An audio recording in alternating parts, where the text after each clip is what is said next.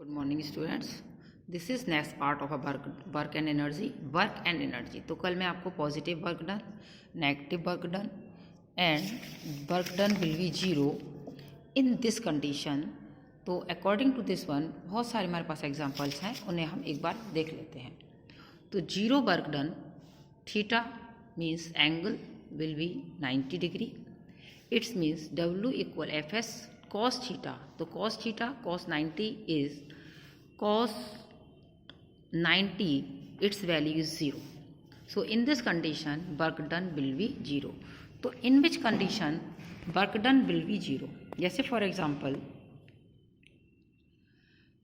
in circular path, when object move in a circular path, any object, जैसे for example this is a satellite, this is satellite which revolve around the earth. This is earth in a orbit. So in this condition we can say that this is a gravitational force.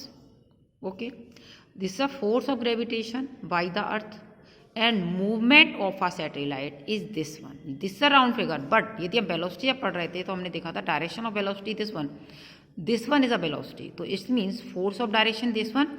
तो in this condition when this is free from a gravitation तो its direction will be this one. तो its direction क्या हुआ, force, आपका force of direction this one और this is a displacement, movement of the object. तो its angle is 90. It means this is a perpendicular to each other. तो when any object move in round figure या circular path, तो in all conditions this one is 0. तो W equal 0. तो any condition, जैसे for example आप एक thread है, thread में हमने एक कुछ बांध दिया और उसको हम एक सर्कुलर पाथ में मूव, ठीक है. तो movement in a circular path, it's means in this condition also work done will be 0. Same as जैसे for example coolie carry any object, ठीक है. जैसे कि आपके ब्रीफ केस हैं, जो भी आपका लगेज है वो आपका कुली जो होता है वो कैरी कर रहा होता है. तो in this condition this is coolie, ठीक है. और फोर्स या जो भी मटेरियल है this is on a head. तो force of direction this one on a body and movement in this direction. Clear. तो displacement in this direction, force in this direction. यदि हम इस कंडीशन को देखते हैं तो this is a perpendicular to each other. तो इस condition, in this condition work done will be 0 when carry object on a head, ठीक है, and move in on a earth. It's means this condition we can say that W equal 0. तो work done will be 0. तो ये सब condition हैं जिनको मैंने आपको बताया है. ये सारी कंडीशन आपकी वर्क डन 0 के लिए हैं. अब नेक्स्ट कुछ कंडीशंस आते हैं, जैसे for example positive work done.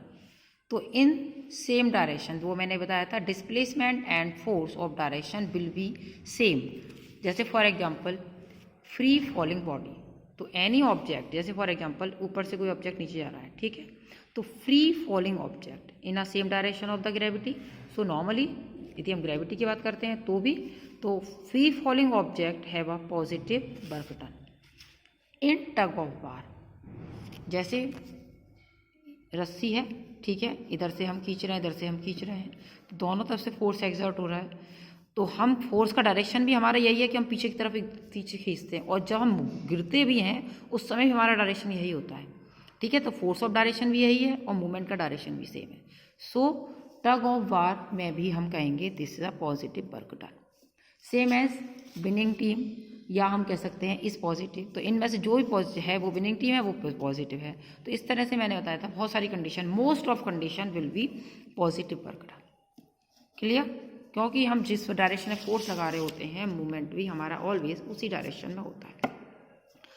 अब नेगेटिव वर्क डन. अब negative work done, force of direction and displacement in opposite direction. तो जैसे for example in tug of war, इसके लिए कैसे लॉस, मतलब कि जैसे फॉर एग्जांपल जो आपका विनर नहीं है तो वो क्या करेगा, फोर्स तो इधर ही लगा रहा होता है, बट जब इधर जो जीतने वाले उधर हैं तो वो उसका डायरेक्शन क्या होता है, गिरने का ये वाला होता है। ठीक है, तो in this condition work done will be negative. Same as other friction, जो मैंने अभी बताया था, friction force always act in opposite direction of a force. तो in this condition with friction force displacement in this direction, friction force always opposite, so both show negative work done. अब आते हैं next, the force of gravity. ये भी मैंने आपको बताया था, act downward direction on the object and object is displaced upward direction. जब हम उसे ऊपर की तरफ फेंक रहे हैं, ठीक है, due to gravity, this is a negative work done. अब आते हैं यूनिट ऑफ वर्क डन। तो हमें ध्यान होगा, मैंने आपको बताया था, विद द हेल्प ऑफ आपका फॉर्मूला हम इजीली किसी की भी यूनिट निकाल सकते हैं।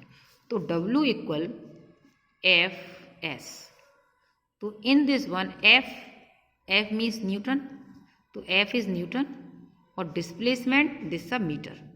तो work done it's unit is newton meter. Clear. अब आते हैं जूल।